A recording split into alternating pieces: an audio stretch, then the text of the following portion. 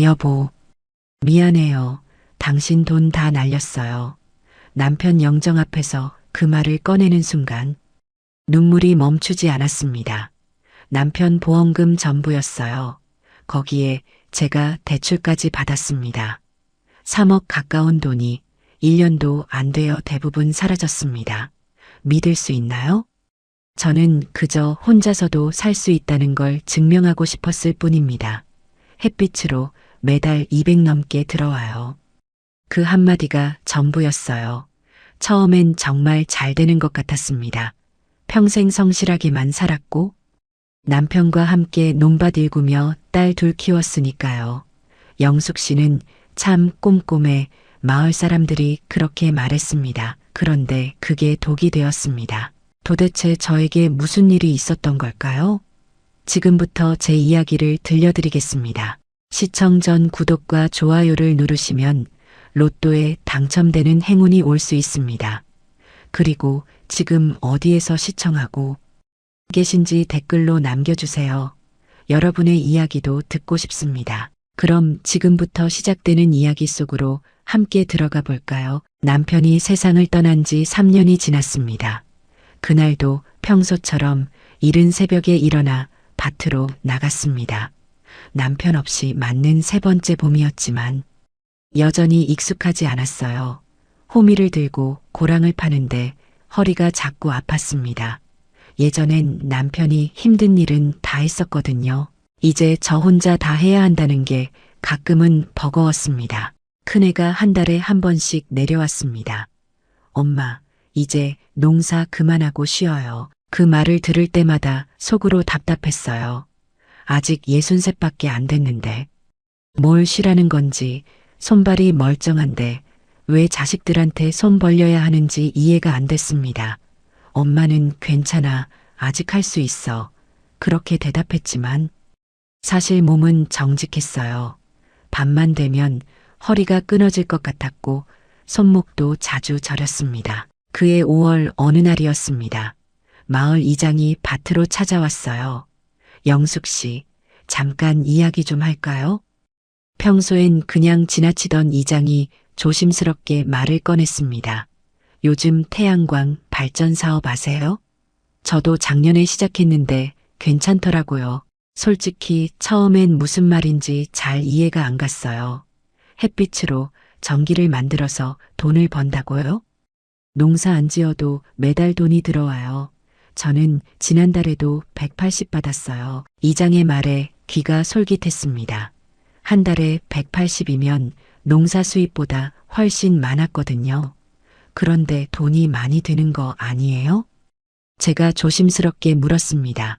정부 지원도 있고요. 대출도 받을 수 있어요. 혼자 사시는 분들도 많이 하세요. 이장은 자신 있게 말했습니다. 그날 밤 잠이 오지 않았어요. 남편 보험금 생각이 자꾸 났습니다. 통장에 그대로 묵혀둔 그 돈으로 뭘 해야 할지 몰랐거든요. 딸들은 다 출가했고 저 혼자 쓰기엔 너무 많은 돈이었어요. 그냥 두면 이자만 조금 붙고 말 텐데 만약 이걸로 매달 돈이 들어온다면요? 당신, 제가 뭘 해봐도 될까요? 어두운 방에서 혼잣말을 했습니다. 남편 사진을 보며 물었지만 대답은 없었어요. 하지만 마음속 어딘가에서 목소리가 들리는 것 같았습니다. 당신이 하고 싶은 대로 해. 남편은 늘 그런 사람이었거든요. 며칠 뒤 큰애가 전화를 했습니다. 엄마, 요즘 어떠세요? 허리는 좀 괜찮아요? 걱정하는 목소리였어요. 응, 괜찮아. 너희 걱정 말고 잘 살아. 그렇게 대답했지만 속으론 복잡했습니다. 애들한테 말해야 하나 말아야 하나. 하지만 곰곰이 생각해보니 굳이 말할 필요가 없었어요. 제 돈으로 제가 하는 건데 왜 허락을 받아야 하나요? 마을 회관에서 이장을 다시 만났습니다. 생각해 보셨어요? 이장이 물었고 저는 고개를 끄덕였어요. 한번 알아는 보고 싶은데 어떻게 시작하는 건가요? 그 질문을 던지는 순간 뭔가 새로운 문이 열리는 것 같았습니다. 제가 아는 분 소개해 드릴게요. 친절하게 잘 설명해 주세요. 이장은 흔쾌히 도와주겠다고 했습니다. 일주일 뒤 정장을 입은 남자가 집으로 찾아왔어요. 40대쯤 돼 보이는 깔끔한 인상의 사람이었습니다. 안녕하세요. 태양광 컨설팅하는 김대리라고 합니다. 명함을 건네며 공손하게 인사했어요. 그 사람이 가져온 자료는 생각보다 두꺼웠습니다. 사진도 많고 숫자도 많았어요. 요즘 혼자 사시는 어르신들이 많이 하세요. 그 말에 가슴이 뜨끔했습니다. 혼자 산다는 게 뭔가 약점처럼 느껴졌거든요. 관리는 전혀 어렵지 않아요. 기계가 다 알아서 돌아가요. 컨설턴트는 자신 있게 말했습니다. 그런데 비용은 얼마나 드나요? 제일 중요한 질문을 꺼냈습니다. 100kW 기준으로 1억 5천 정도 듭니다. 그 금액을 듣는 순간 숨이 턱 막혔어요. 1억 5천이면 제가 가진 돈보다 적지 않은 금액이었거든요. 대출은 얼마나 받을 수 있나요? 조심스럽게 물었습니다. 4천에서 8천 사이로 받으실 수 있어요. 어르신 신용이 괜찮으시면 8천까지 가능합니다. 컨설턴트는 계산기를 두드렸습니다. 그럼 제 돈이랑 대출 합치면 되는 거네요. 혼잣말처럼 중얼거렸어요. 네, 그리고 수익으로 대출 이자 내시면 돼요. 남는 돈으로 생활하시고요. 그 말이 참 그럴듯하게 들렸습니다. 한 달에 얼마나 들어오는데요? 핵심을 물었습니다. 컨설턴트는 계산서를 보여줬어요. 평균적으로 200에서 220 정도 나옵니다. 날씨 좋으면 250도 가능하고요. 그 숫자를 듣는 순간 심장이 뛰었습니다. 한 달에 200이면 1년에 2,400, 대출 이자 빼도 한 달에 150은 남는다는 계산이었어요. 그런데 정말 안전한 건가요? 마지막으로 물었습니다. 한국전력공사하고 계약하는 겁니다. 정부 제도예요. 걱정 마세요. 컨설턴트의 말에 마음이 기울었습니다. 정부가 하는 거라니. 믿을만 했어요. 생각 좀 해보고 연락드릴게요. 그날은 그렇게 보냈습니다. 밤에 또 잠이 안 왔어요. 남편 사진을 보며 물었습니다. 여보, 제가 이거 해도 될까요? 대답은 없었지만 뭔가 용기가 났어요. 평생 남편 뒤에서만 살았는데 이번엔 제가 결정해보고 싶었습니다. 혼자서도 할 수 있다는 걸 보여주고 싶었어요. 사흘 뒤 컨설턴트에게 전화를 걸었습니다. 저 해보고 싶어요. 그 한마디를 하는데 용기가 필요했지만 일단 입 밖으로 내니 시원했어요. 잘 결정하셨습니다. 후회 안 하실 겁니다. 컨설턴트는 기뻐하며 말했습니다. 계약서를 쓰기 전날 밤이었습니다. 큰애한테 전화가 왔어요. 엄마, 다음 주에 내려갈게요. 그 말을 듣는데 갑자기 말하고 싶어졌습니다. 하지만 입이 떨어지지 않았어요. 뭐라고 설명해야 할지 몰랐거든요. 그래, 조심해서 와. 결국 아무 말도 하지 못했습니다. 계약서에 도장을 찍던 날 손이 조금 떨렸어요. 평생 이렇게 큰 계약을 해본 적이 없었거든요. 걱정 마세요. 좋은 선택하신 겁니다. 컨설턴트가 다독였습니다. 도장이 찍히는 순간 이제 돌아갈 수 없다는 걸 알았어요. 하지만 두렵기보단 설레었습니다. 드디어 제 인생에서 제가 뭔가를 시작하는 거니까요. 일주일 뒤 공사가 시작됐습니다. 트럭이 집 앞에 멈춰섰고 철제 구조물이 하나둘 내려졌어요. 이웃들이 하나둘 구경을 나왔습니다. 영숙 씨네도 하는구나. 누군가 말했고 저는 괜히 어깨가 으쓱했어요. 뭔가 시대에 앞서가는 사람이 된 것 같았거든요. 컨설턴트가 다시 찾아왔습니다. 어머님, 혹시 장기 계약은 생각 안 하셨어요? 처음 듣는 말이었어요. 그게 뭔가요? 제가 물었습니다. 20년 동안 가격을 고정하는 거예요. 한국전력이랑 계약하는 건데요. 그가 설명했습니다. 그럼 좋은 거 아닌가요? 당연히 좋은 줄 알았어요. 글쎄요. 지금은 시세가 좋아서 장기 계약하면 오히려 손해예요.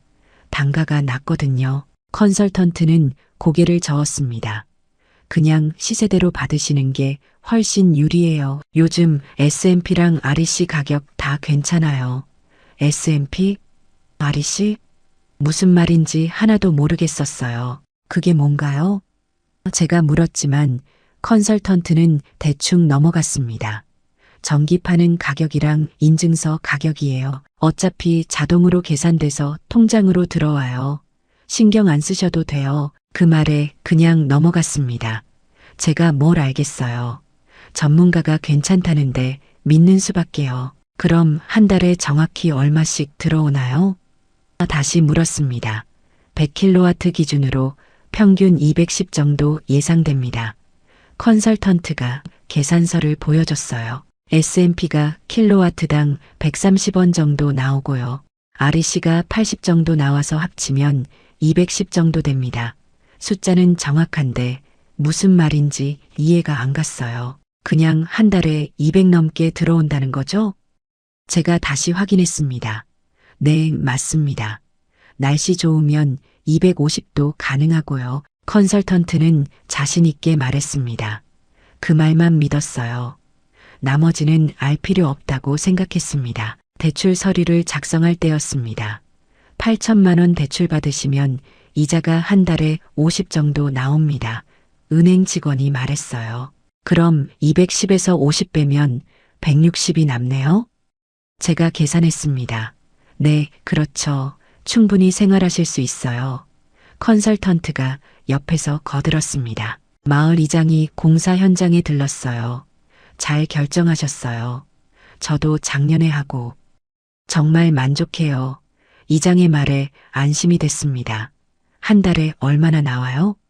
제가 물었습니다. 저는 180 정도 받아요. 영숙 씨는 용량이 좀 더 크니까 200은 넘을 거예요. 이장도 자신 있게 말했습니다. 공사 2주일 만에 패널이 다 올라갔습니다. 논밭 위로 쭉 늘어선 은색 패널들이 햇빛에 반짝였어요. 생각보다 멋있어 보였습니다. 이제 이틀 후부터 발전 시작됩니다. 공사 감독이 말했습니다. 그럼 바로 돈이 들어와요? 제가 물었습니다. 한 달 뒤에 첫 정상금 들어옵니다. 그가 대답했어요. 큰애가 전화를 했습니다. 엄마 요즘 뭐 하세요? 평범한 질문이었어요. 그냥 밭이라지 뭐. 거짓말은 아니었어요. 밭에 태양광을 설치한 거니까요. 너무 무리하지 마세요. 큰애의 걱정 섞인 목소리였습니다. 걱정 마. 엄마 괜찮아. 그렇게 대답했지만 속으론 복잡했어요. 말해야 하나 말아야 하나. 하지만 결국 말하지 않았습니다. 애들이 뭐라고 할지 두려웠거든요. 엄마가 무슨 투자를 해? 그렇게 말할 것 같았어요. 그리고 솔직히 자존심도 있었습니다. 제가 혼자서도 뭔가 할 수 있다는 걸 보여주고 싶었거든요. 성공하고 나서 말해도 늦지 않다고 생각했어요. 첫 발전이 시작된 날 아침 일찍 일어나 패널을 봤습니다. 아무 소리도 나지 않았어요. 그냥 조용히 햇빛을 받고 있을 뿐이었습니다. 정말 저게 돈이 되는 걸까? 의심이 들었지만 컨설턴트 말을 믿기로 했어요. 휴대폰에 앱을 깔아뒀는데 거기서 실시간 발전량을 볼 수 있었습니다. 오전 10시쯤 앱을 열어봤어요. 숫자가 올라가고 있었습니다. 53kW. 그게 뭘 의미하는지 정확히는 몰랐지만 뭔가 작동하고 있다는 게 신기했어요. 오후 2시에 다시 봤더니 120kW가 됐습니다. 오, 진짜 늘어나네. 혼자 중얼거렸습니다. 한 달이 지났습니다. 통장에 첫 입금이 됐어요. 손이 떨리며 통장을 펼쳤습니다. 210만 원. 딱 예상했던 금액이었어요. 심장이 쿵쿵 뛰었습니다. 정말 됐네. 진짜 들어왔어. 믿기지 않았어요. 농사로는 절대 한 달에 200을 벌 수 없었거든요. 첫 입금을 확인한 날 마을 회관에 갔습니다. 이장이 반갑게 맞아줬어요. 어때요? 들어왔죠? 이장이 물었고 저는 크게 고개를 끄덕였습니다. 210 들어왔어요. 목소리에 흥분이 섞였어요. 그럼 됐네요. 이제 편하게 사실 수 있겠어요. 이장도 기뻐해줬습니다. 마을 사람들 몇 명이 모여 있었어요. 영숙 씨도 태양광 하셨다며요? 누군가 물었습니다. 네, 지난달에 시작했어요. 제가 대답했습니다. 어때요? 괜찮아요? 다들 궁금해했어요. 첫 달인데 200 넘게 나왔어요. 그 말에 사람들이 놀랐습니다. 와, 대단하네요. 농사보다 훨씬 낫겠어요. 부러워하는 눈빛이었어요. 그 순간 묘한 기분이 들었습니다. 평생 남편 뒤에만 있던 제가 뭔가 성공한 사람이 된 것 같았거든요. 영숙 씨 대단해요. 혼자 결정하시고 칭찬이 이어졌습니다. 처음엔 부담스러웠지만 점점 기분이 좋아졌어요. 저도 할 수 있을까요? 누군가 물었고 저는 자신있게 대답했습니다. 저도 했는데 못하실 게 뭐 있어요. 집에 돌아와 남편 사진을 봤습니다. 여보, 나 혼자서도 잘하고 있어요. 처음으로 당당하게 말할 수 있었어요. 그동안 혼자라는 게 불안했는데 이젠 괜찮았습니다.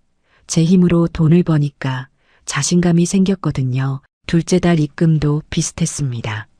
200만 원 조금 넘게 들어왔어요. 날씨가 흐린 날이 좀 있었는데도 이 정도면 괜찮았습니다. 대출 이자 50만 원 내고도 150이 남았어요. 예전 농사 수입의 3배가 넘었습니다. 큰애에게 전화가 왔습니다. 엄마, 생활비는 괜찮으세요? 늘 하던 질문이었어요. 예전 같으면 그냥 그래 이렇게 애매하게 대답했을 텐데 이번엔 달랐습니다. 엄마 요즘 괜찮아. 너희 걱정 말고 살아. 당당하게 말할 수 있었어요. 정말요? 다행이다.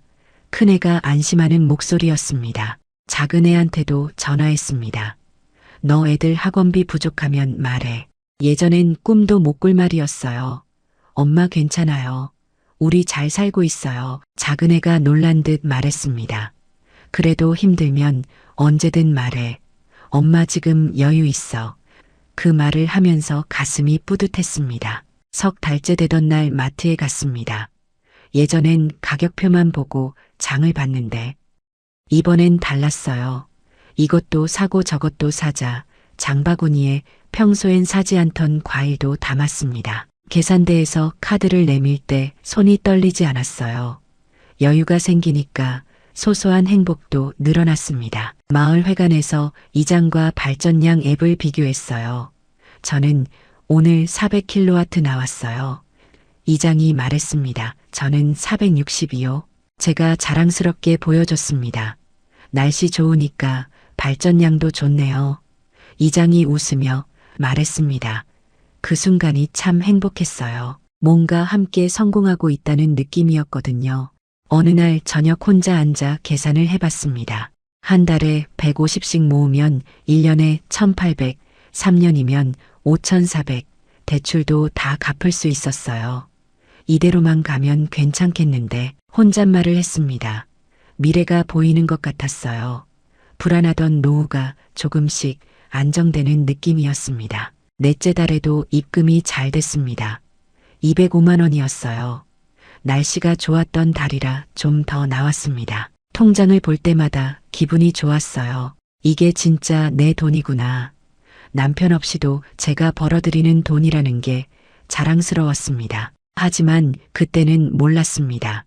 이게 마지막 행복한 순간이 될 줄은요. 다섯째 달부터 조금씩 이상한 기운이 감지되기 시작했거든요. 하지만 그땐 그냥 일시적인 거라고 생각했습니다. 설마 이렇게까지 무너질 줄은 상상도 못했으니까요. 다섯째 달 통장을 확인하는 순간 눈을 의심했습니다. 180만 원. 예전보다 30만 원이 줄어 있었어요. 뭐지? 날씨 때문인가? 혼잣말을 했습니다. 5월이라 날씨가 좋았는데 왜 줄었는지 이해가 안 갔어요. 앱을 열어서 발전량을 확인했습니다. 킬로와트 숫자는 오히려 전달보다 높았어요. 이상하네. 전기는 더 많이 만들었는데 돈은 왜 적지? 컨설턴트에게 전화를 걸었습니다. 한참 만에 전화를 받았어요. 아, 어머님 무슨 일이세요? 예전보다 목소리가 좀 차가웠습니다. 이번 달 입금이 줄었는데 왜 그런 거예요?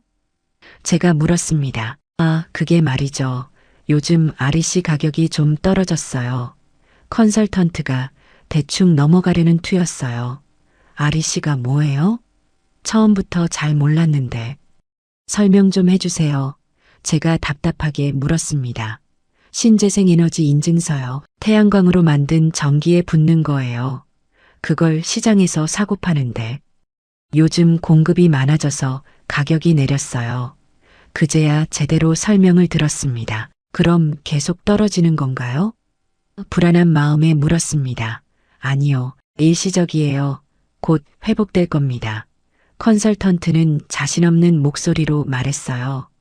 예전처럼 확신에 찬 말투가 아니었습니다. 그럼 S&P는요? 제가 다시 물었습니다.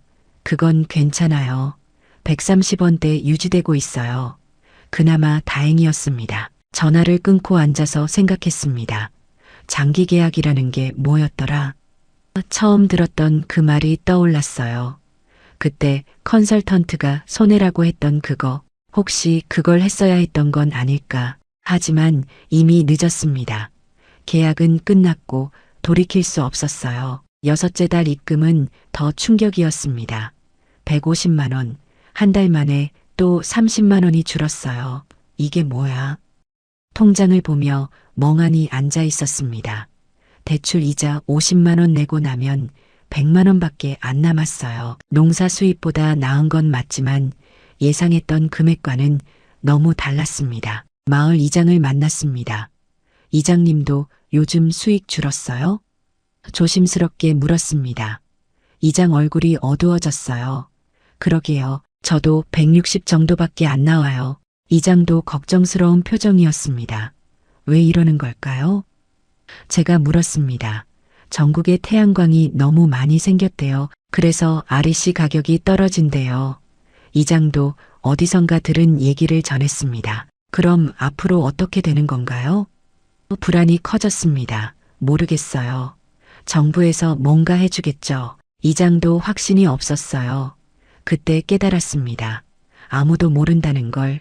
컨설턴트도, 이장도, 저도 모르는 일이라는 거요. 집에 돌아와 인터넷을 검색했습니다. 태양광 REC. 가격, 기사가 쏟아졌어요. 태양광 공급 과잉으로 REC 가격 급락, 태양광 사업자들 수익 반토막, 정부 대책 없어, 사업자 울상. 기사 제목만 봐도 가슴이 철렁 내려앉았습니다. 댓글을 읽어봤어요. 저도 작년에 시작했는데 벌써 망했습니다. 이자도 못 갚아요. 컨설턴트 연락 안 받아요. 비슷한 처지의 사람들이 많았습니다. 나만 그런 게 아니구나. 조금 위로가 됐지만 동시에 더 불안해졌어요. 이게 개인 문제가 아니라 전체적인 문제라는 걸 알았으니까요. 일곱째 달 통장을 보는 게 두려웠습니다. 손을 떨며 앱을 열었어요. 120만 원, 또 줄었습니다. 말도 안 돼. 입에서 절로 나왔어요. 이자 내고 나면 70만 원밖에 안 남았습니다. 이제 농사 수입과 비슷한 수준이었어요. 컨설턴트에게 다시 전화했습니다.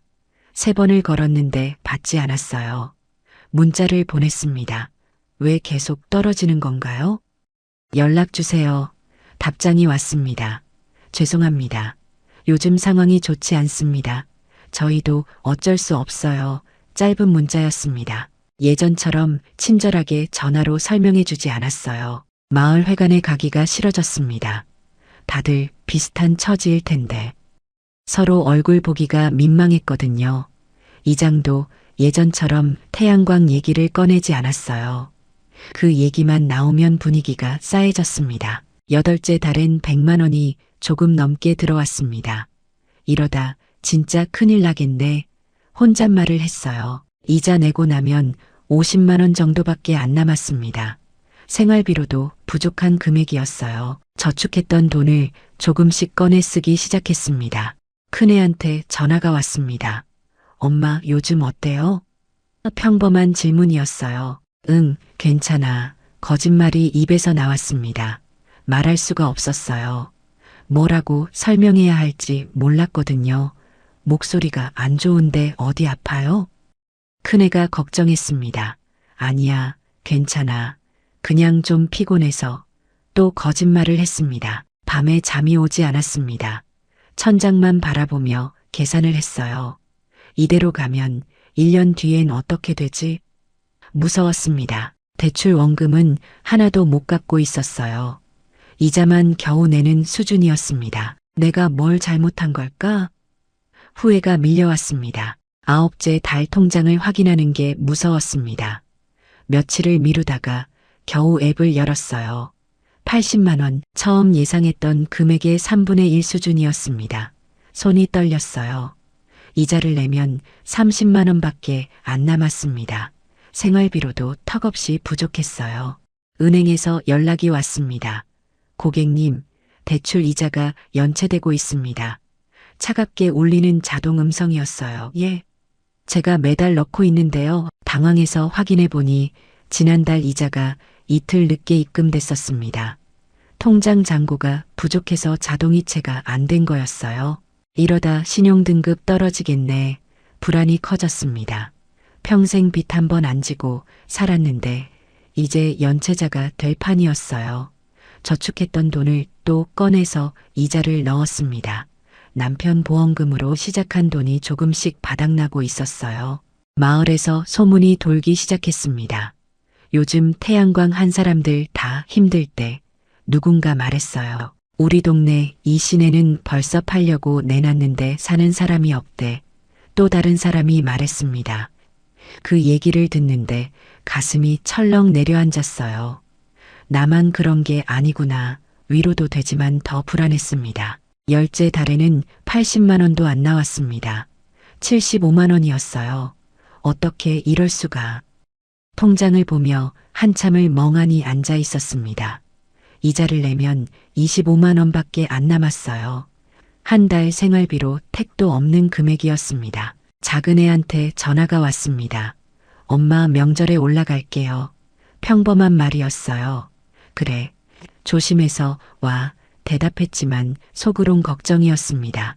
명절 준비할 돈도 빠듯했거든요. 엄마 용돈 좀 드릴까요? 작은애가 물었습니다. 아니야, 괜찮아.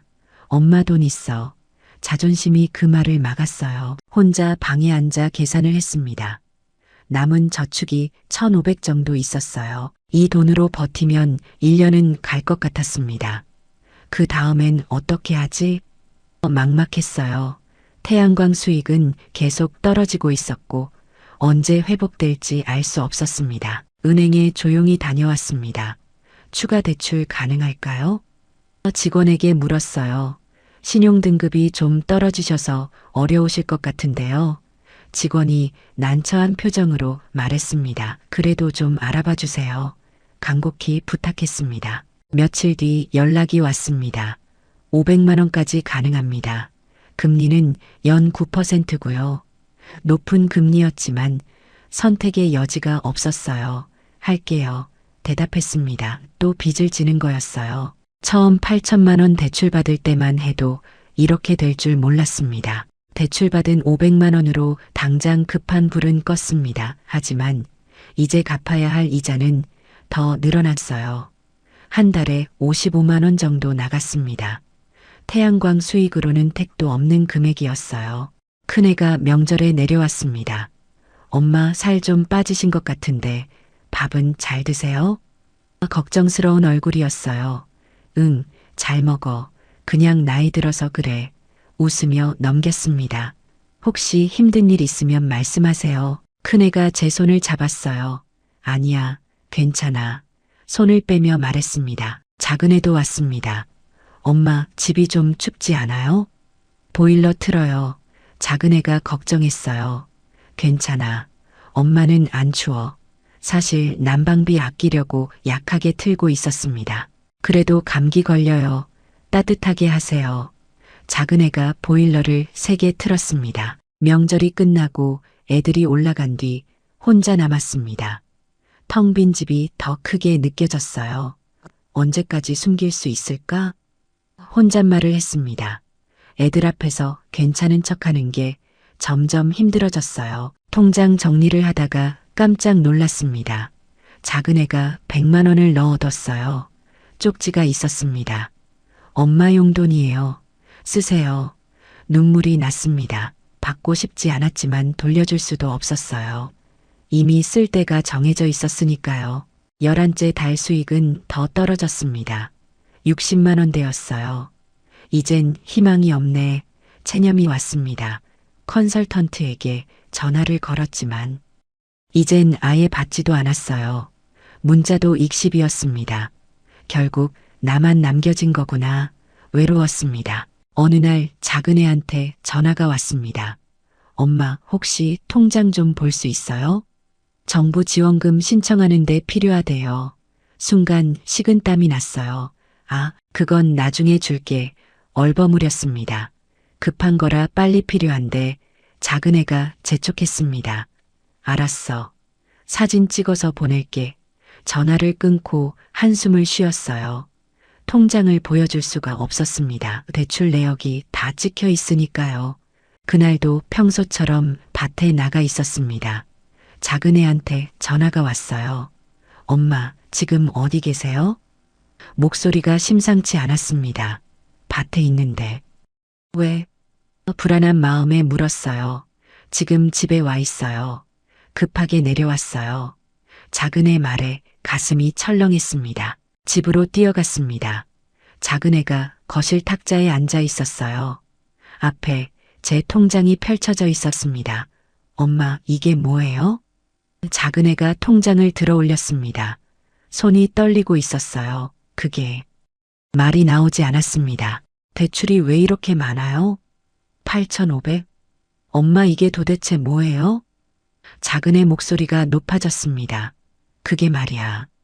변명을 하려다가 그냥 주저앉았어요. 태양광이요. 엄마가 태양광 사업했어. 고백이 입 밖으로 나왔습니다. 태양광요? 언제요? 왜 말 안 하셨어요? 작은 애가 놀란 표이었어요. 작년에 시작했어. 처음엔 잘 됐는데. 말을 잇지 못했습니다. 그래서 지금 어떻게 된 건데요? 작은 애가 다그쳤습니다. 수익이 많이 줄었어. 이자 내기도 빠듯해. 사실을 털어놓았어요. 작은 애가 한참을 말없이 앉아 있었습니다. 엄마, 왜 우리한테 말 안 하셨어요? 목소리에 서운함이 묻어났어요. 너희 짐 되기 싫었어. 제가 작게 말했습니다. 무슨 말씀이세요? 우리가 가족인데. 작은 애 눈에 눈물이 맺혔습니다. 아빠 보험금이었잖아요. 그 돈 전부 넣으신 거예요? 작은 애가 물었습니다. 고개를 끄덕였어요. 거기다 대출까지 받았어. 처음엔 정말 잘 될 줄 알았어. 변명 같은 설명을 했습니다. 엄마. 작은 애가 고개를 떨구었습니다. 오빠한테도 말씀드려야 해요. 작은 애가 휴대폰을 꺼냈습니다. 기다려. 오빠한테는. 말렸지만 이미 늦었어요. 작은 애가 전화를 걸었습니다. 오빠, 지금 집에 좀 내려올 수 있어? 엄마 일 때문에. 짧게 말하고 끊었습니다. 그날 저녁 큰애가 차를 몰고 내려왔습니다. 거실에 셋이 둘러앉았어요. 무거운 침묵이 흘렀습니다. 엄마, 정확히 설명 좀 해주세요. 큰애가 차분하게 말했습니다. 처음부터 끝까지 이야기했어요. 남편 보험금, 대출, 태양광, 줄어드는 수익, 추가 대출까지 모두요. 큰애가 한숨을 길게 쉬었습니다. 엄마, 왜 우리한테 한마디라도 하지 않으셨어요?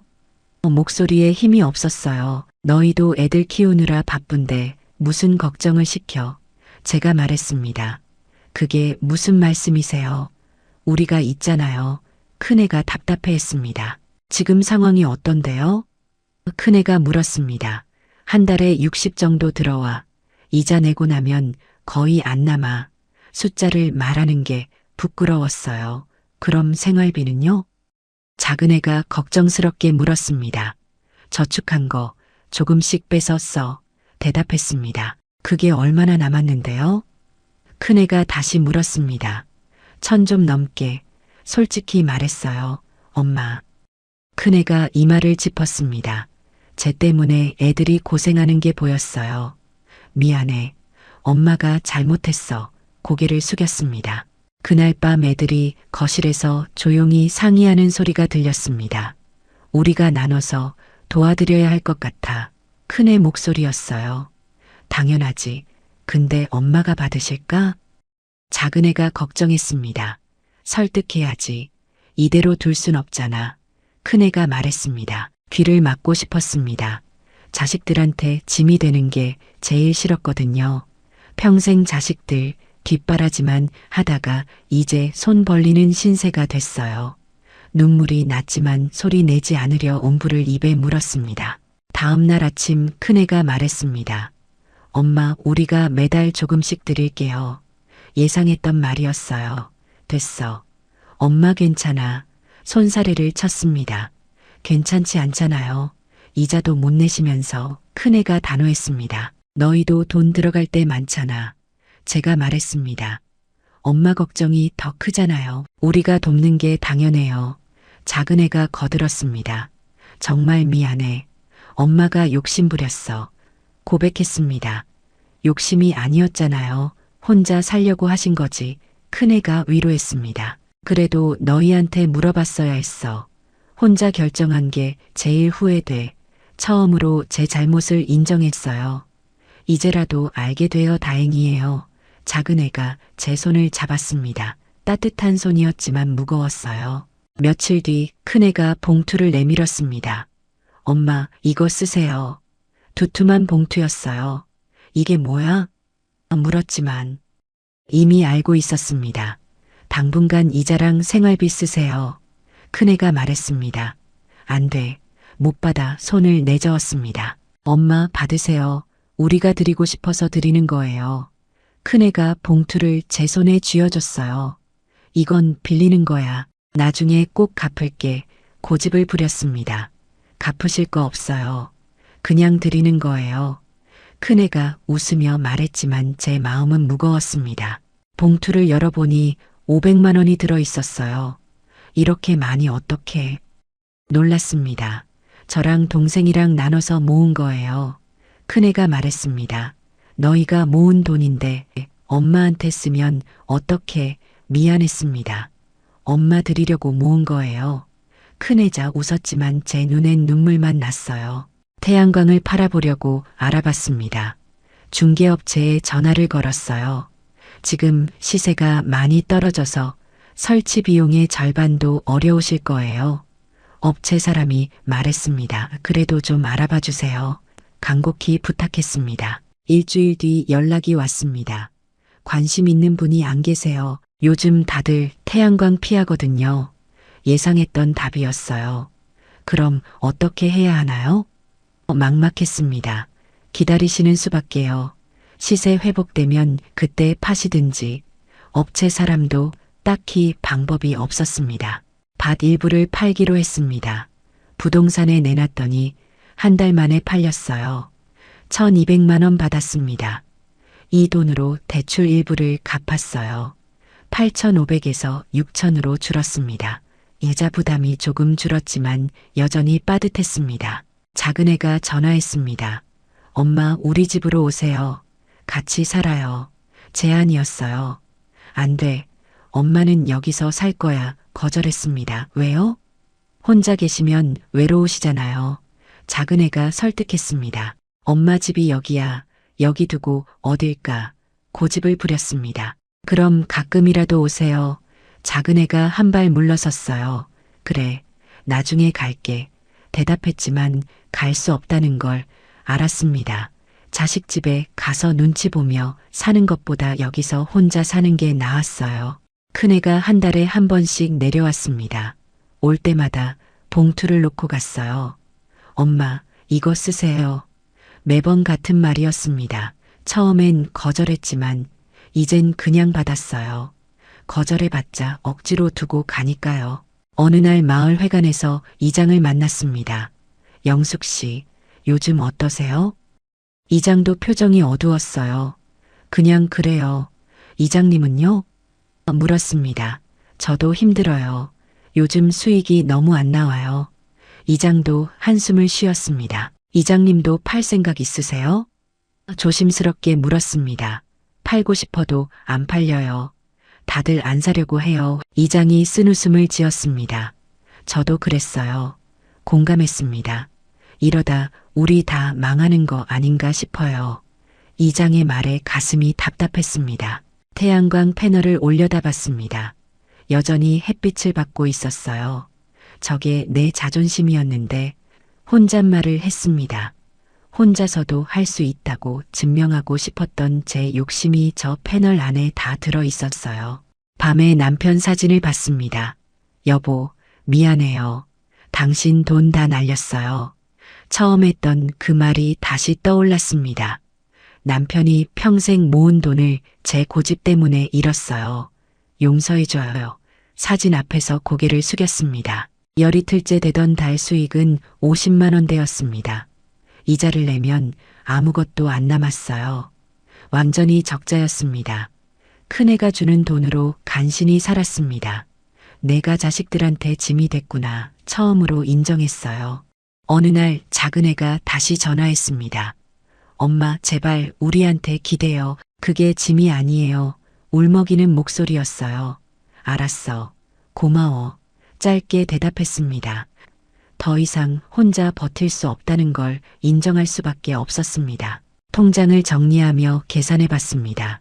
남은 저축은 500 정도, 대출은 6천, 태양광은 팔리지도 않고 수익은 계속 줄고 있었어요.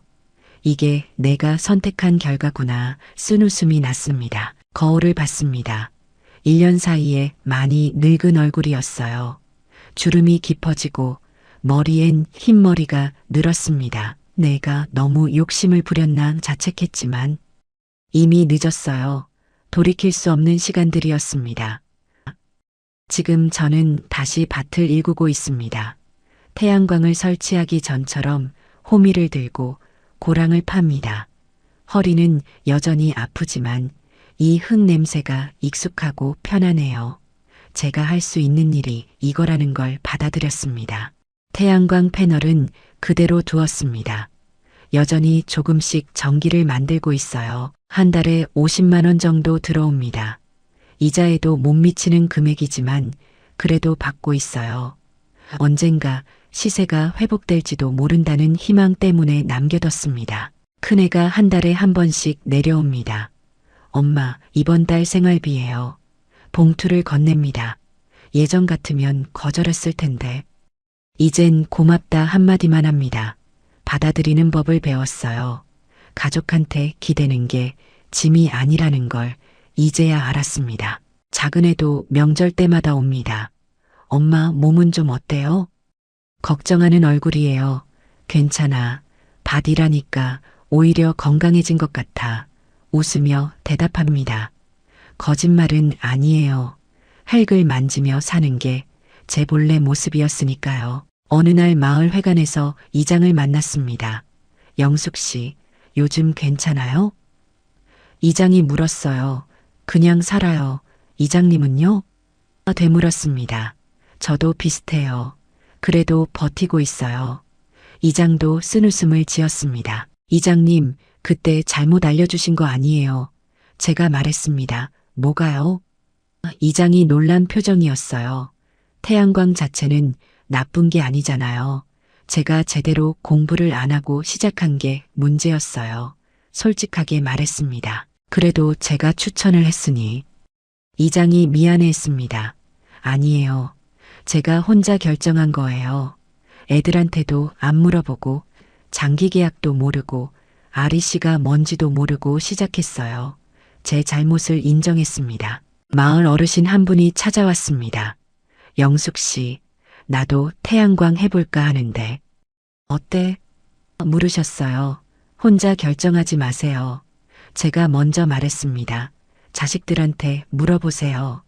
그리고 장기 계약이라는 게 있는데 그것도 알아보세요.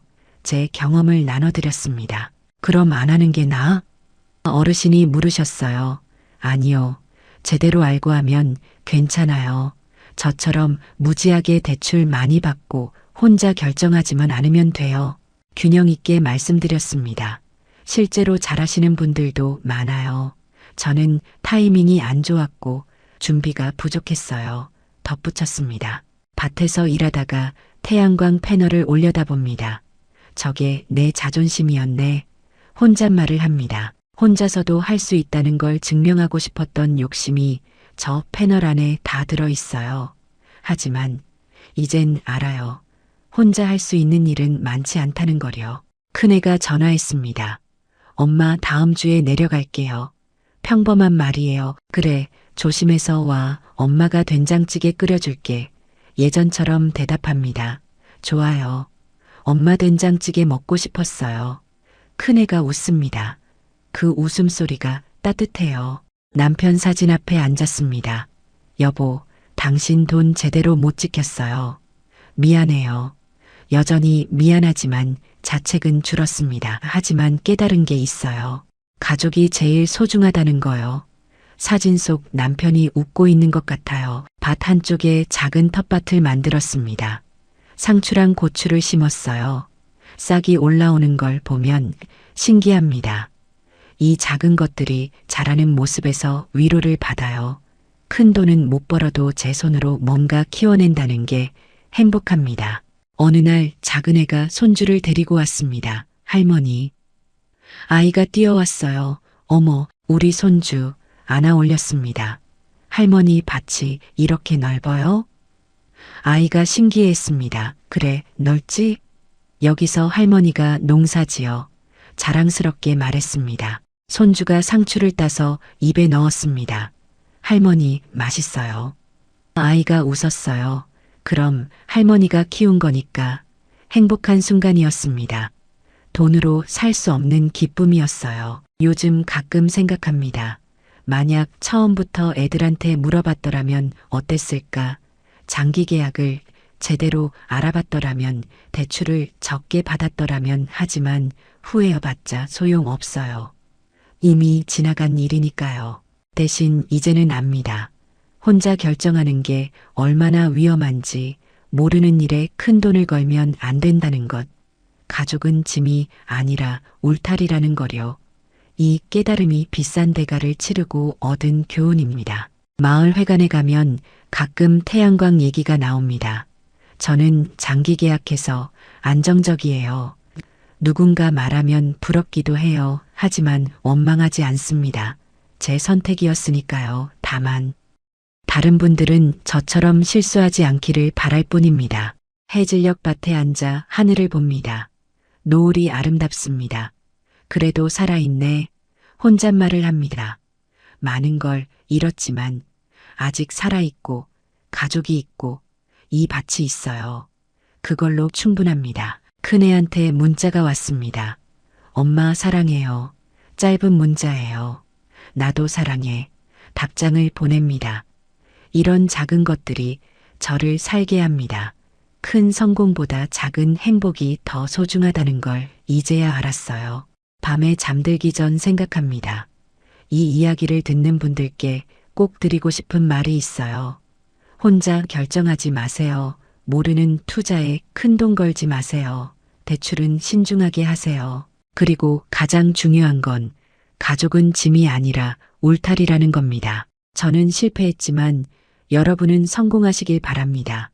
태양광이 나쁜 게 아니에요. 제대로 알고 준비하면 좋은 선택이 될 수 있어요.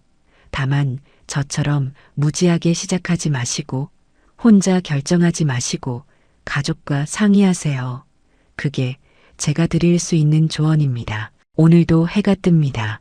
태양광 패널 위로 햇빛이 내려앉아요. 여전히 돈은 조금밖에 안 되지만 그래도 작동하고 있습니다. 제 실수도 저렇게 작은 희망으로 남아 있습니다. 언젠가 빚을 다 갚는 날이 오겠죠. 그날까지 저는 이 밭을 지키며 살아갈 겁니다. 우리의 이 사연이 마음에 남았다면 좋아요를 눌러주세요. 그리고 소중한 사람들과 함께 이 이야기를 나눠주시길 바랍니다. 여러분의 한마디가 누군가에겐 큰 위로가 될 수 있습니다. 영상이 마음에 드셨다면 구독과 좋아요, 응원 부탁드립니다. 감사합니다. 준수 형, 이거 우리끼리만 하는 건데? 30년 만에 만난 대학 후배의 그 한마디가 제 인생을 무너뜨렸습니다. 4억이 넘는 돈, 공무원, 퇴직금 전부와 평생 모은 저축까지 모두 날렸습니다. 반년도 안 돼서요. 믿을 수 있나요? 저는 전라남도청에서 지역 특산물 유통을 30년 가까이 담당했던 전문가였습니다. 박준수 사무관은 이 분야 최고예요. 농민들이 그렇게 말했죠. 공무원 연금만으로도 충분히 살 수 있었는데 더 여유로운 노후를 꿈꿨습니다. 그런데 그게 독이 되었습니다. 형이 30년 전문가니까 이게 사기인지 아닌지 알잖아요. 동창의 그 말에 저는 너무나 쉽게 믿어버렸거든요. 도대체 저에게 무슨 일이 있었던 걸까요? 지금부터 그 악몽 같았던 시간을 들려드리겠습니다. 시청 전 구독과 좋아요를 누르시면 로또에 당첨되는 행운이 올 수 있습니다. 그리고 지금 어디에서 시청하고 계신지 댓글로 남겨주세요. 여러분의 이야기도 듣고 싶습니다. 그럼 지금부터 시작되는 이야기 속으로 함께 들어가 볼까요? 안녕하세요. 저는 박준수입니다. 제 이야기를 들려드리려고 합니다. 믿기 힘드실 수도 있지만 전부 사실입니다. 여러분께 꼭 전하고 싶은 이야기거든요. 30년 가까이 한 직장을 다녔습니다. 호남 지역 도청 특산물 유통과에서 일했어요. 새벽같이 일어나서 출근하고 농가 돌아다니며 품질 확인하고 유통 문제 생기면 밤늦게까지 남아서 처리했습니다. 화려하진 않았지만 성실하게 살았어요. 그런데 작년 초였습니다. 정년퇴직 날이 다가왔어요. 60들이 되니 이제 그만둬야 하는 거였죠. 마지막 출근 날 아침이었습니다. 습관처럼 새벽에 일어났어요. 정장을 꺼내 입었죠. 근데 오늘이 마지막이라는 생각이 드니까 감회가 새로웠습니다. 청사에 도착해서 마지막 인사를 했어요. 과장님이 악수를 청하더라고요. 박 사무관 그동안 정말 수고 많았네. 눈시울이 뜨거워졌습니다. 30년이 머릿속을 스쳐 지나갔어요. 점심때 후배들이 조촐하게 송별회를 열어줬습니다. 근처 식당에 모였어요. 후배들이 소주를 따라줬죠. 사무관님 그동안 고생 많으셨습니다. 눈물이 나려는 걸 참았습니다. 웃으며 받아 마셨어요. 속으로는 뭉클했지만요. 오후에 인사팀에 들렀습니다. 퇴직금 정산 서류를 받았어요. 2억 8천 정도 나온다고 했습니다. 30년 일한 대가치고는 많진 않지만 감사한 금액이었죠. 집에 돌아와서 아내한테 말했습니다. 여보, 퇴직금 나왔어. 2억 8천 정도래. 아내가 고개를 끄덕였어요. 고생 많았어요. 당신 그렇게 말하더니 차를 끓여주더라고요. 저녁 먹으면서 앞으로를 이야기했습니다. 통장에 평생 모은 돈이 1억 7천 정도 있었어요. 퇴직금 2억 8천과 합치면 4억 5천 정도 되는 겁니다. 연금이 한 달에 180 나온다고 했지? 아내가 물었어요. 응, 그 정도면 우리 둘이 먹고 살긴 충분해. 제가 대답했죠. 큰딸 서연이가 작년에 결혼했습니다. 요즘 임신 중이에요. 작은아들 민호는 겨우 취업이 됐죠. 둘 다 도움이 필요한 나이였습니다. 서연이가 출산 준비금 좀 도와달라고 하던데 아내가 조심스럽게 꺼냈어요. 민호도 전세 얻는다고 보태달라고 하고 제가 한숨을 쉬었습니다. 연금 180으로는 우리 생활비만 간신히 됐어요. 자식들 도와주려면 이 돈 4억 5천을 잘 관리해야 했죠. 은행 이자만으로는 한 달에 100만 원도 안 나올 겁니다. 조금만 더 여유가 있으면 좋겠는데 제가 중얼거렸어요. 아내가 고개를 끄덕였죠. 그러게요. 하지만 우리도 이제 나이가 있잖아요. 무리하면 안 돼요. 밤에 혼자 생각했습니다. 연금만으로 평범하게 살 수는 있어요. 하지만 자식들 도와주고 가끔 여행도 다니고 싶었죠. 조금만 더 여유로운 노후를 꿈꿨습니다. 며칠 후였습니다. 대학 동창회 단톡방에 공지가 떴어요. 이번 주 토요일 모임 있습니다. 오랜만에 다들 나오세요. 30년 가까이 못 만난 친구들이었죠. 토요일 오후에 모임 장소로 갔습니다. 시내 한식당이었어요. 들어가니 낯익은 얼굴들이 보였죠. 다들 나처럼 60 넘은 나이였습니다. 야, 준수야. 한 친구가 반갑게 손을 흔들었어요. 이정훈이었습니다. 대학 때 카튼과 동기였죠. 30년 만에 보는 얼굴이었습니다. 자리에 앉아서 해포를 풀었어요. 요즘 뭐해? 제가 물었죠. 나? 지금 사업하고 있어. 정훈이가 대답했습니다.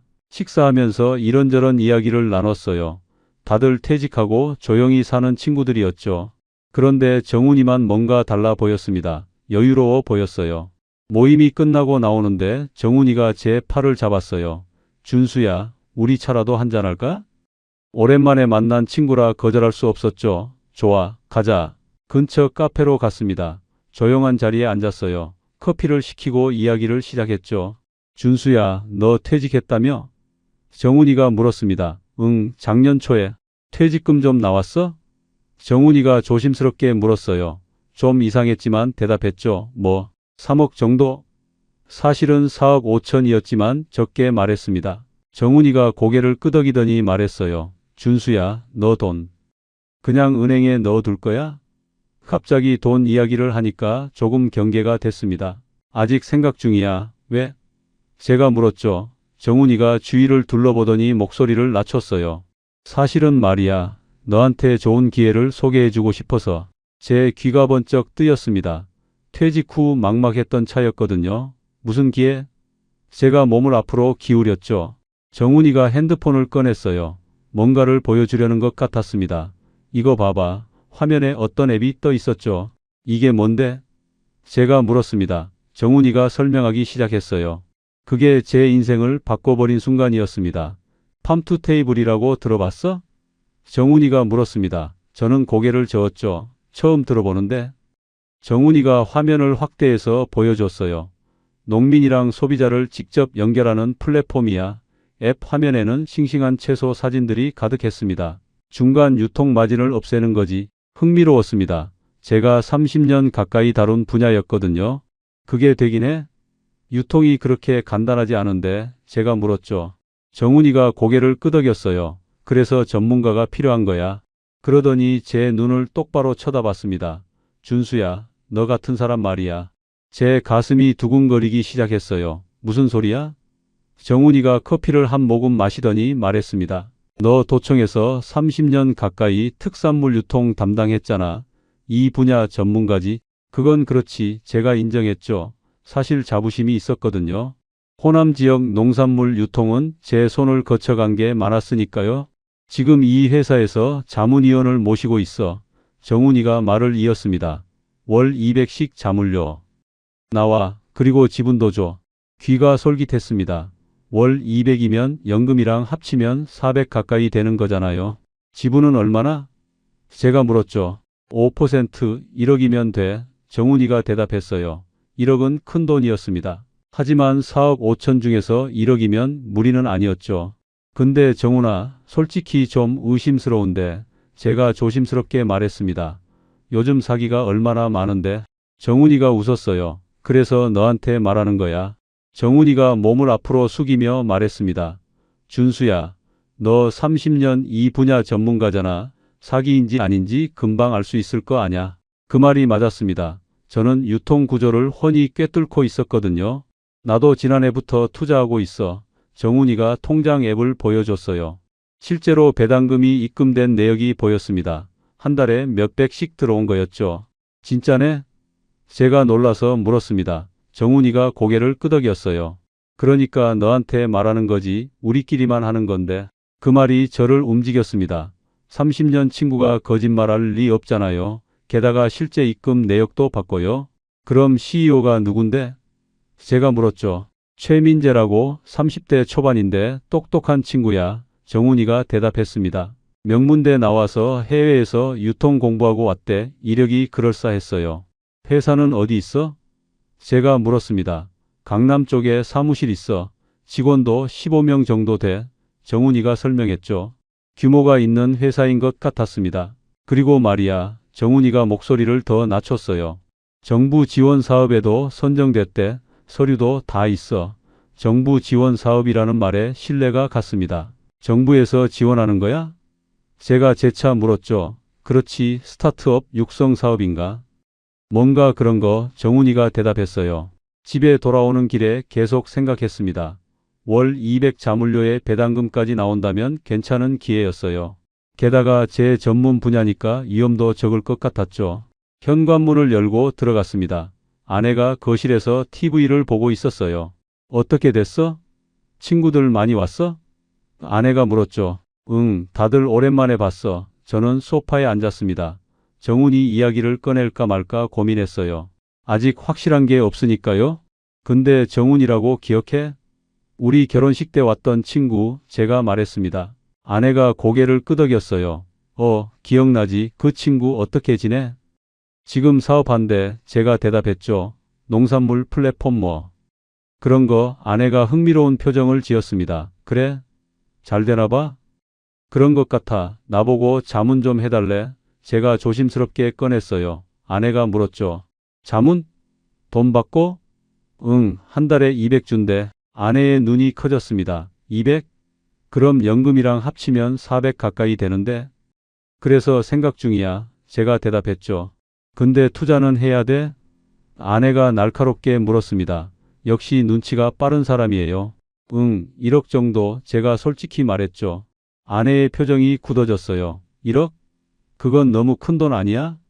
근데 여보, 이게 내 전문 분야잖아. 제가 설명하기 시작했습니다. 30년 가까이 이 일 한 사람이 나야 사기인지 아닌지.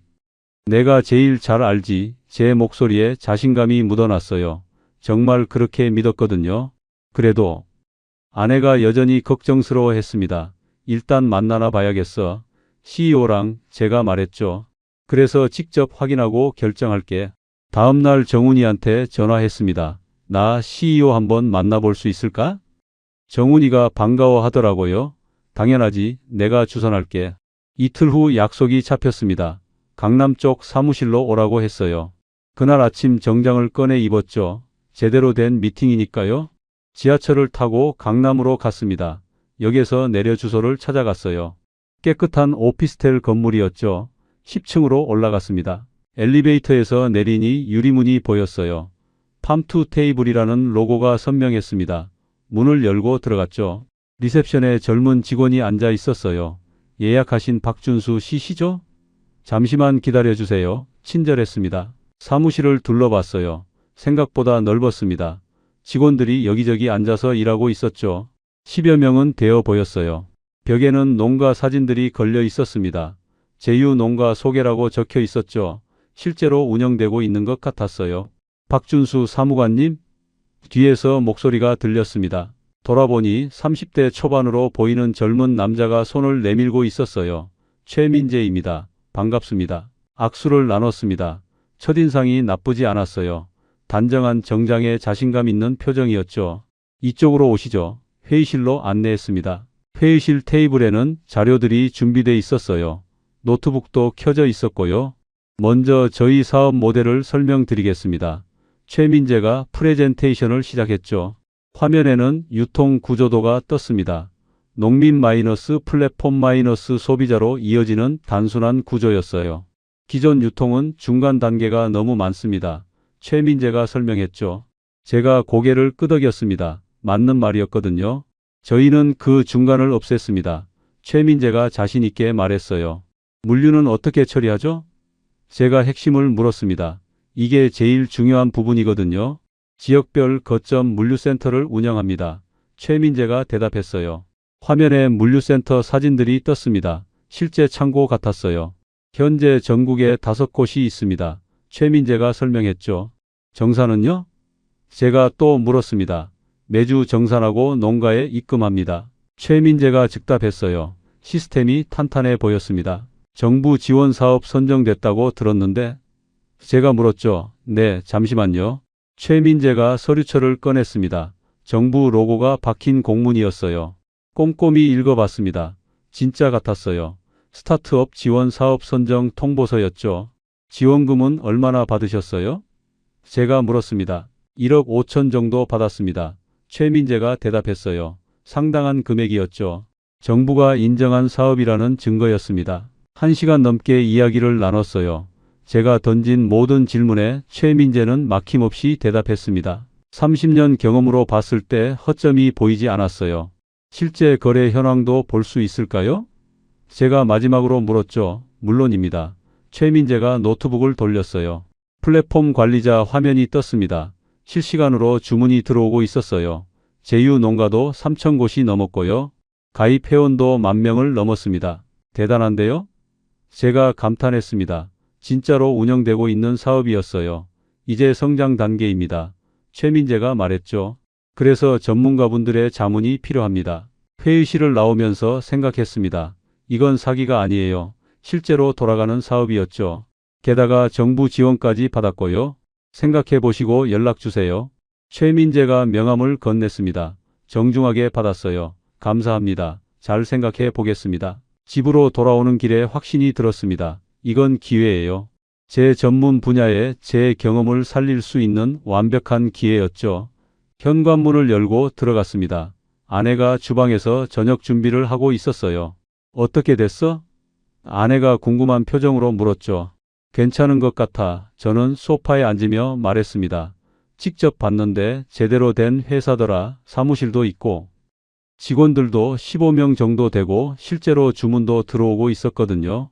정부 지원 사업 서류도 봤어. 제가 말했죠.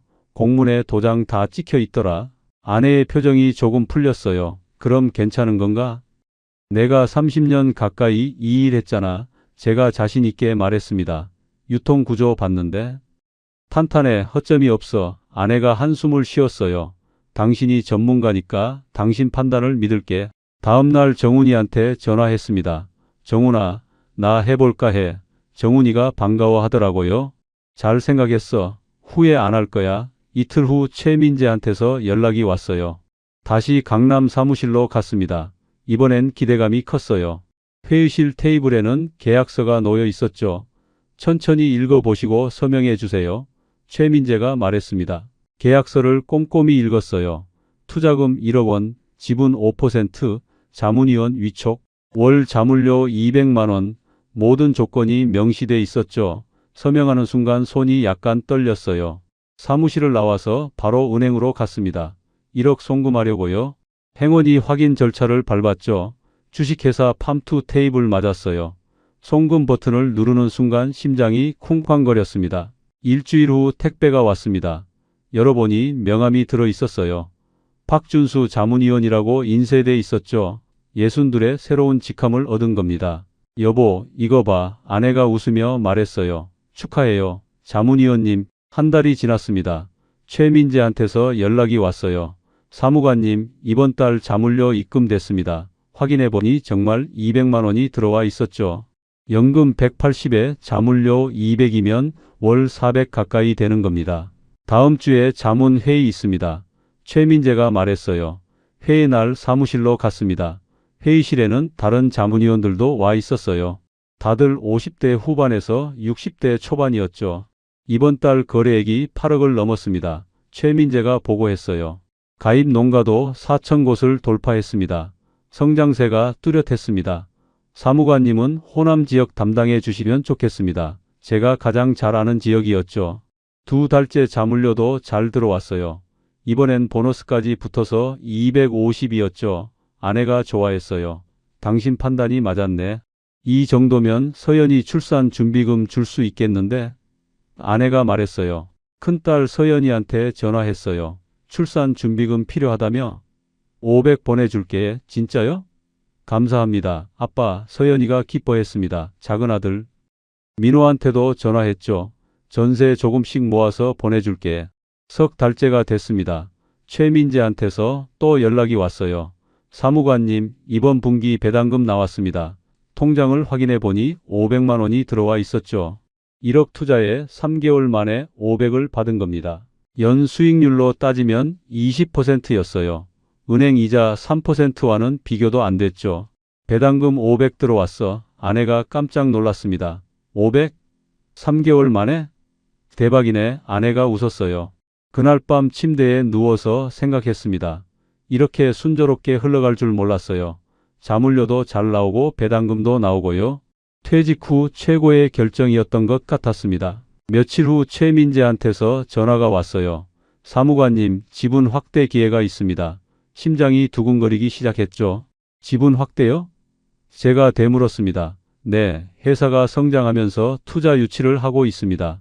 최민재가 설명했어요. 기존 투자자분들께 우선권을 드리고 있죠. 얼마나 투자하면 되는데요? 제가 물었죠. 3억 추가하시면 지분을 총 20%로 늘려드립니다. 최민재가 대답했어요. 큰돈이었습니다. 그리고 이사 자리도 드립니다. 최민재가 덧붙였어요. 실질적인 경영 참여가 가능하시죠? 이사라는 직함이 솔깃했습니다. 예순둘의 회사 이사라니요? 생각해보고 연락드리겠습니다. 제가 조심스럽게 말했죠. 네, 천천히 생각하세요. 최민재가 말했습니다. 다만 다른 분들도 관심 있으셔서요. 집에 돌아와서 고민했습니다. 3억은 정말 큰 돈이었어요. 남은 돈 3억. 5천 중에서 3억을 더 넣는다는 건 거의 전 재산을 거는 거였죠. 저녁 먹으면서 아내한테 조심스럽게 꺼냈습니다.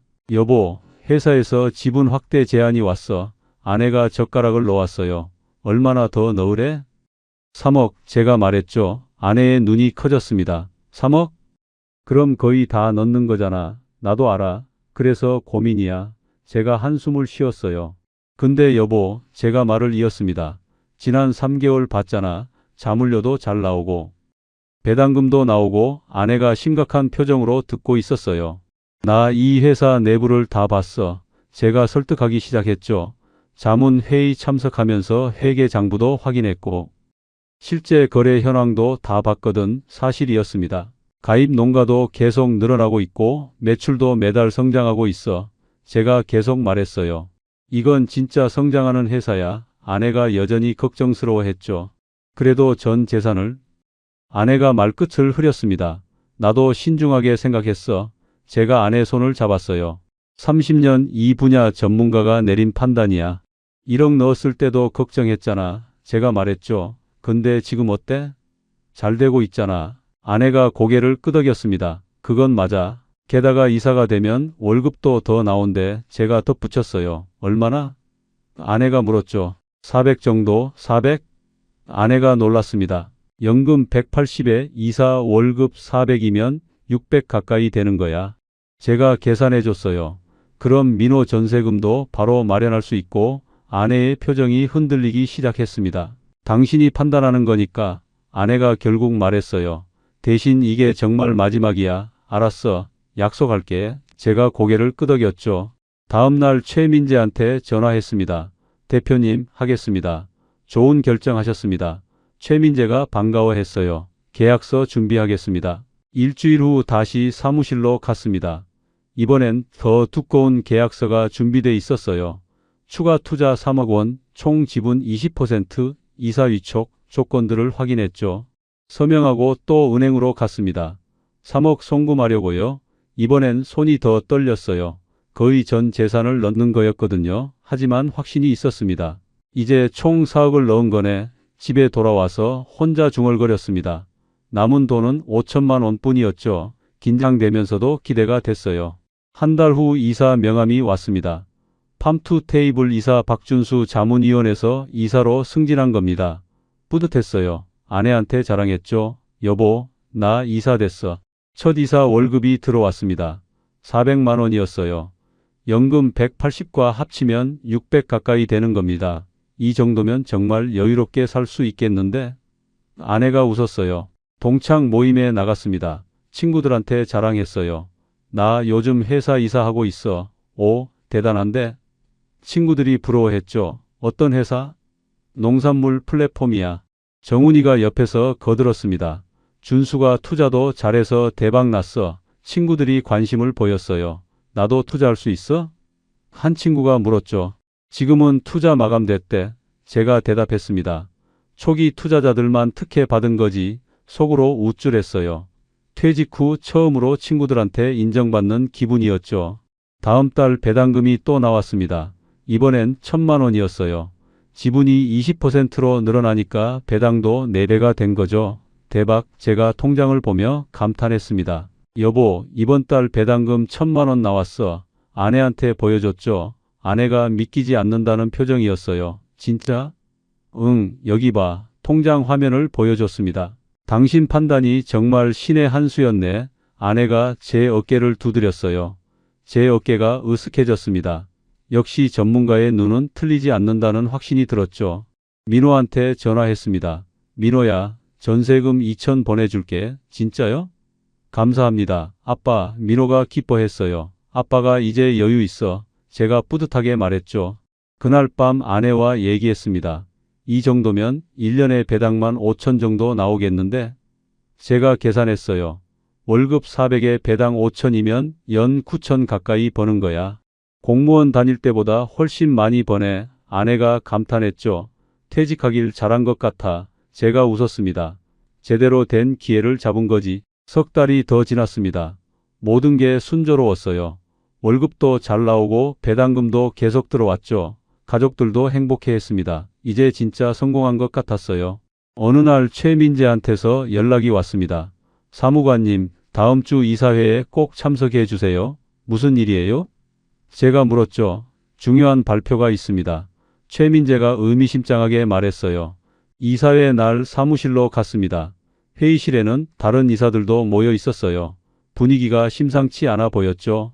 최민재가 들어왔습니다. 좋은 소식이 있습니다. 최민재가 웃으며 말했어요. 대형 유통사에서 인수 제안이 왔습니다. 회의실이 웅성거렸죠. 인수요? 지금 회사 가치가 100억 정도로 평가받고 있습니다. 최민재가 설명했어요. 만약 인수가 성사되면 이사님들은 큰 돈을 받으실 수 있습니다. 제 심장이 두근거렸습니다. 사무관님 지분이 20%니까 최민재가 저를 쳐다봤어요. 20억 정도 받으실 수 있습니다. 20억? 4억 넣어서 20억을 받는다고요? 대박이네요. 옆에 앉은 이사가 감탄했습니다. 언제쯤 성사되나요? 제가 물었죠. 협상 중입니다. 최민재가 대답했어요. 빠르면 6개월 안에요. 회의가 끝나고 집으로 돌아왔습니다. 아내한테 신나서 말했어요. 여보, 회사가 100억에 인수된대. 100억? 아내가 놀랐죠. 그럼 우리는 얼마 받아? 20억, 제가 말했습니다. 아내가 입을 다물지 못했어요. 4억 넣어서 20억? 그렇게 될 것 같아. 제가 웃었죠. 며칠 후 최민재한테서 전화가 왔습니다. 사무관님, 조용히 말씀드릴 게 있습니다. 목소리가 진지했어요. 인수 전에 지분을 더 늘리실 수 있습니다. 더 늘려요? 제가 되물었죠. 지금 투자하시면 인수 시 훨씬 큰 돈을 받으실 수 있습니다. 최민재가 설명했어요. 다른 이사님들도 추가 투자하고 계십니다. 근데 저 이제 돈이 별로 없는데요. 제가 솔직히 말했습니다.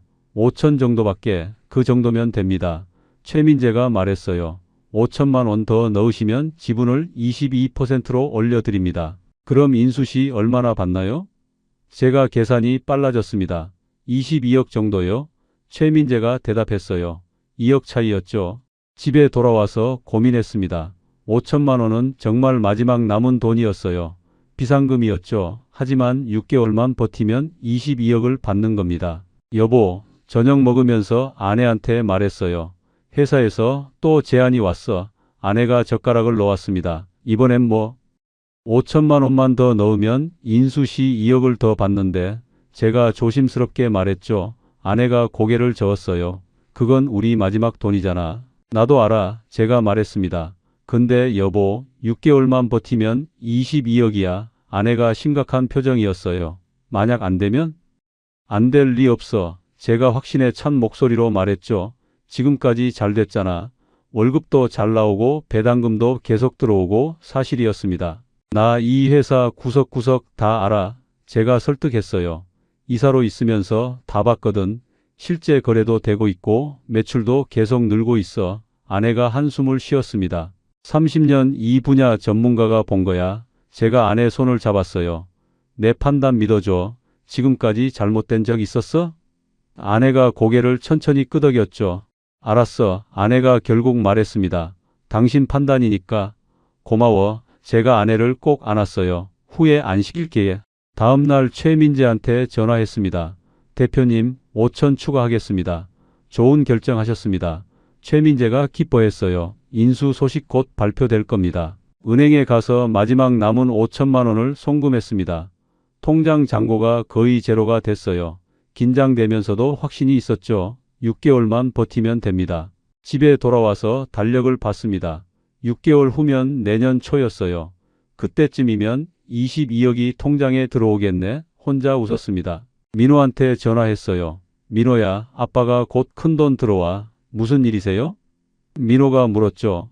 회사가 인수된대. 그럼 아빠가 20억 넘게 받아. 대박이네요. 아빠. 서연이한테도 전화했습니다.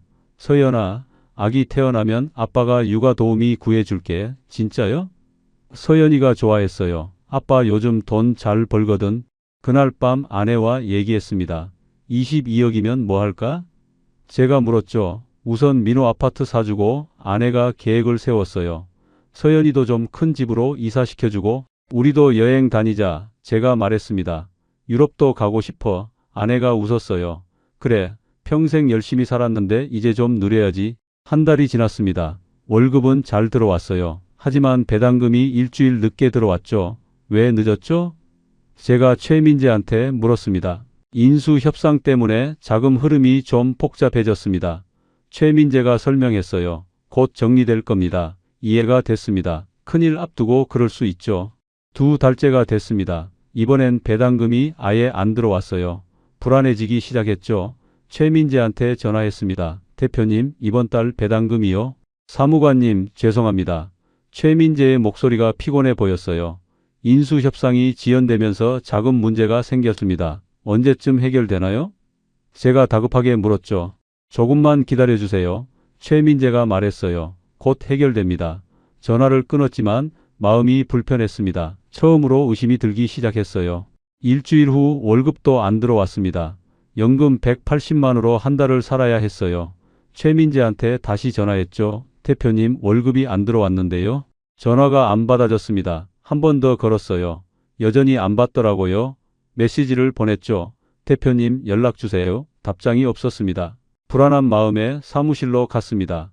강남역에서 내려 오피스텔로 갔어요. 10층 엘리베이터를 탔죠. 문을 열려고 했는데 잠겨 있었습니다.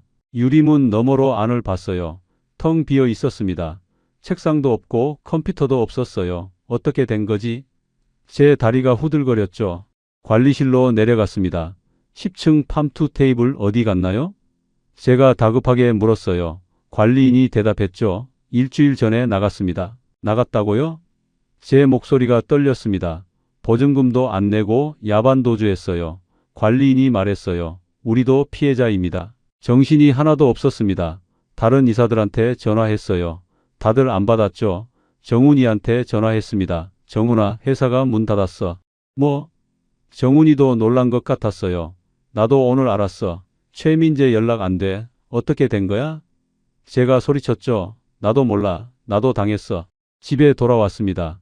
다리에 힘이 안 들어갔어요. 현관문을 열고 들어가니 아내가 거실에 있었죠. 왜 그래? 얼굴이 왜 그래? 여보. 제 목소리가 떨렸습니다. 회사가 문 닫았어. 아내의 얼굴이 하얗게 질렸어요. 뭐라고? 사무실 가봤는데 텅 비어 있어. 제가 주저앉았습니다. 최민재도 연락 안 돼. 아내가 제 어깨를 잡았어요. 그럼 우리 돈은? 대답할 수가 없었습니다. 아내가 소리쳤어요. 4억이 넘는 돈이 어떻게 된 거야? 제 눈에서 눈물이 났죠. 다음 날 경찰서로 갔습니다. 고소장을 썼어요. 피해액이 얼마죠? 경찰이 물었습니다. 4억 5천입니다. 제가 대답했죠. 다른 피해자들도 많이 왔습니다. 경찰이 말했어요. 총 피해액이 100억이 넘습니다. 100억? 제가 당한 게 아니었던 거죠. 조사 결과가 나왔습니다. 충격적이었어요. 폰지 사기입니다. 형사가 설명했어요. 초기 투자자 배당금을 후기 투자자 돈으로 돌려막기 한 겁니다. 실제 거래는요? 제가 물었죠. 10%도 안 됩니다. 형사가 대답했어요. 대부분 조작된 화면이었습니다. 제가 본 모든 게 가짜였던 겁니다. 정부 지원금도요? 제가 다시 물었습니다. 서류 조작입니다. 형사가 말했어요. 받은 적 없습니다. 완벽한 사기였던 거죠. 최민재는요? 제가 물었습니다. 가명입니다. 형사가 대답했어요. 해외로 도주했습니다. 잡을 수 있나요? 제가 간절히 물었죠. 노력하고 있습니다. 형사가 말했어요. 하지만 쉽지 않습니다. 돈은 돌려받을 수 있나요? 제가 떨리는 목소리로 물었습니다. 어렵습니다. 형사가 고개를 저었어요. 회사 자산이 거의 없습니다. 제 앞이 캄캄해졌죠. 집으로 돌아오는 길에 멍했습니다. 30년 일해서 모은 돈이 한순간에 날아간 거예요. 퇴직금 2억 8천, 평생 저축 1억 7천, 모두 사라졌습니다. 현관문을 열고 들어갔습니다. 아내가 소파에 앉아 울고 있었어요. 어떻게 됐어? 아내가 물었죠. 돌려받기 힘들대. 제가 대답했습니다. 아내가 더 큰 소리로 울었어요. 어떻게? 우리 이제 어떻게? 제 가슴이 찢어지는 것 같았습니다. 모든 게 제 잘못이었어요. 며칠이 지났습니다. 집안 분위기가 얼어붙었어요. 아내는 말을 안 했고 저는 방에만 틀어박혀 있었죠. 먹지도 못하고 잠도 못 잤습니다. 어느 날 서연이한테서 전화가 왔어요. 아빠, 출산 날짜 잡혔어요. 밝은 목소리였죠. 다음 달인데 병원비 좀 도와주실 수 있어요? 입이 떨어지지 않았습니다. 서연아. 제 목소리가 떨렸어요. 미안한데 지금은 좀 어려워. 네? 왜요? 서연이가 놀랐죠. 아빠가 사정이 생겼어. 제가 말끝을 흐렸습니다. 무슨 사정? 서연이가 다급하게 물었어요. 대답할 수가 없었죠. 아빠, 뭔가 잘못된 거예요? 서연이 목소리가 떨렸습니다. 나중에 얘기할게. 제가 전화를 끊어버렸어요. 딸의 실망한 목소리가 귓가에 맴돌았죠. 다음 날 민호한테서도 연락이 왔습니다. 아빠, 전세 계약 날짜 다가오는데요. 민호야. 제 목소리가 잠겼어요. 미안해. 왜요? 보내주신다고 하셨잖아요. 민호가 당황했죠. 지금 상황이 안 좋아. 제가 고백했습니다. 얼마나 안 좋으신데요? 많이 안 좋아. 제가 한숨을 쉬었어요. 전세금은 내가 알아서 해야 될 것 같아. 한참 침묵이 흘렀습니다. 알겠습니다. 민호가 차갑게 대답했죠. 전화를 끊고 나니 눈물이 났습니다. 자식들한테 도움은커녕 실망만 안겨준 거예요.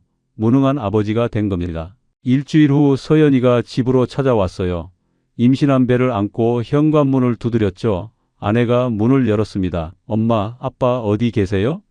저는 방에서 나가기 싫었어요. 하지만 나갈 수밖에 없었죠. 서연아, 제가 거실로 나갔습니다. 서연이가 저를 쳐다봤어요. 아빠, 도대체 무슨 일이에요? 서연이가 물었습니다. 엄마가 울고 계시던데 아내가 부엌에서 흐느끼고 있었거든요.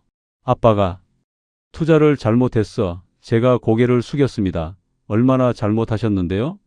서연이가 따져 물었죠. 많이. 제가 작은 목소리로 대답했어요. 구체적으로 말씀해 주세요. 서연이가 단호하게 말했습니다. 거의 다. 제가 인정했죠. 거의 다요? 퇴직금도? 응. 서연이의 얼굴이 굳어졌어요. 아빠가 그러시면 안 되는 거잖아요. 목소리가 떨렸습니다. 30년 모은 돈을 어떻게 날릴 수가 있어요? 미안해. 제가 고개를 숙였습니다. 미안하다고 해결돼요? 서연이가 소리쳤어요. 저 다음 달에 애 낳는데 병원비는 어떡하라고요? 대답할 수가 없었습니다. 전 아빠 믿었어요. 서연이가 울먹였죠. 이사까지 하신다고 자랑하시길래 정말 잘 되시는 줄 알았어요. 정말 미안해. 제가 또 사과했습니다.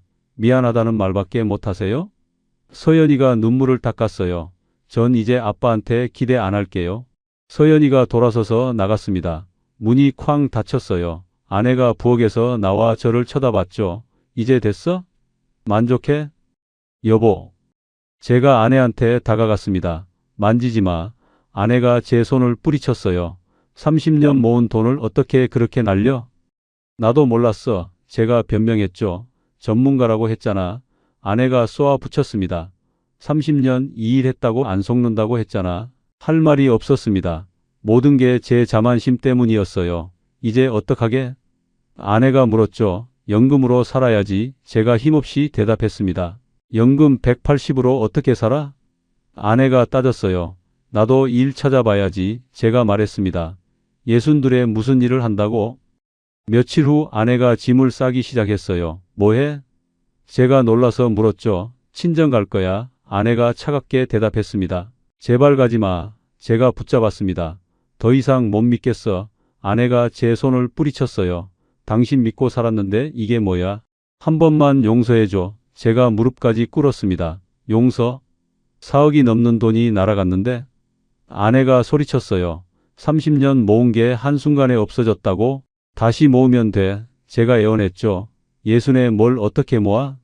아내가 비웃었습니다. 당신 이제 일자리도 없잖아. 아내가 가방을 들고 현관으로 갔어요. 정말 가는 거야? 제가 따라갔습니다. 일단 떨어져 있을게. 아내가 문을 열었죠. 언제 돌아와? 제가 물었습니다. 모르겠어. 아내가 대답도 안 하고 나갔어요. 문이 닫히는 소리가 너무 크게 들렸습니다. 텅 빈 집에 혼자 남았습니다. 거실을 둘러봤어요. 30년을 함께 산 흔적들이 보였죠. 사진들, 가구들, 모든 게 공허했습니다. 명절이 다가왔습니다. 예전 같았으면 온 가족이 모였을 거예요. 하지만 올해는 달랐죠. 아무도 연락하지 않았습니다. 명절 아침 혼자 편의점 도시락을 먹었어요. TV에서는 가족들이 모여 웃는 광고가 나왔죠. 리모컨을 던져버리고 싶었습니다. 민호한테 문자를 보냈어요. 명절인데 집에 안 오니? 한참 후에 답장이 왔습니다. 친구들이랑 있어요. 짧고 차가운 답장이었죠. 밤이 되니 더 외로웠습니다.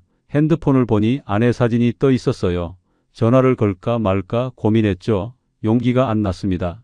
거울을 봤습니다. 한 달 사이에 10살은 늙어 보였어요. 흰머리가 확 늘었고 주름도 깊어졌죠. 이게 제 모습인가 싶었습니다. 일을 찾아야 했습니다. 62에 할 수 있는 일이 많지 않았어요. 인터넷으로 검색해봤죠. 경비, 청소, 배달, 하역 그런 일들 뿐이었습니다. 동사무소에 일자리 상담을 받으러 갔어요. 어떤 일 찾으세요? 상담사가 물었습니다. 뭐든 괜찮습니다. 제가 대답했죠. 나이가 62이시면 상담사가 화면을 보더니 말했어요. 민원 안내 일용직 있는데 해보실래요? 그게 뭔가요? 제가 물었습니다. 여기 동사무소에서 민원인들 안내하는 일이요. 상담사가 설명했어요. 하루 8시간 서서 안내하시면 됩니다. 일당은요? 제가 물었죠. 7만 원입니다. 상담사가 대답했어요. 한 달에 20일 정도 나오시면 140 정도 되세요. 연금 180과 합치면 320이었습니다. 하겠습니다. 제가 고개를 끄덕였어요. 다른 선택지가 없었죠. 내일부터 출근 가능하세요? 네, 가능합니다. 다음 날 아침 일찍 일어났습니다. 30년 공무원 생활 습관이 남아 있었거든요. 옷을 입고 동사무소로 갔어요. 여기 조끼 입으세요. 담당자가 형광 조끼를 건넸습니다. 민원 안내라고 적혀 있었어요. 입는 순간 창피했습니다. 민원실 입구에 섰습니다. 사람들이 들어오면 안내하는 거였어요. 몇 번 창구로 가세요. 저쪽 복도 끝입니다. 계속 서서 안내했죠. 2시간쯤 지나니 다리가 아프기 시작했어요. 무릎이 시큰거렸습니다. 하지만 앉을 수 없었죠. 계속 서 있어야 했어요. 점심시간이 됐습니다. 편의점에서 도시락을 사서 먹었어요. 예전엔 후배들이랑 식당에서 먹었는데 지금은 혼자 벤치에 앉아 먹었죠. 오후에도 계속 섰습니다. 허리가 아프기 시작했어요. 시계를 보니 아직 3시간이 남아 있었죠. 한숨이 나왔습니다. 일주일이 지났습니다. 몸이 너무 아팠어요. 파스를 붙이고 진통제를 먹었죠. 하지만 계속 나가야 했습니다. 돈을 벌어야 했거든요. 어느 날 민원실에 서 있는데 누가 저를 쳐다봤어요. 사무관님? 뒤돌아보니 예전 부하 직원이었습니다. 얼굴이 화끈거렸죠. 김 주사님. 제가 작게 인사했습니다. 여기서 뭐 하세요? 김 주사가 놀란 표정이었어요. 일 좀 하고 있어. 제가 대답했죠. 민원 안내요? 김 주사가 조끼를 보더니 말했습니다. 네, 제가 고개를 숙였어요. 아. 김 주사가 할 말을 잃었죠. 어색한 침묵이 흘렀습니다. 전 볼일 보고 가겠습니다. 김 주사가 얼른 자리를 떴어요. 제 얼굴이 뜨거웠습니다. 30년 공무원 생활이 무너지는 소리가 들렸어요.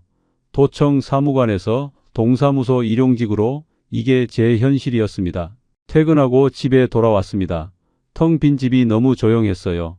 아내한테 전화했죠. 받지 않더라고요.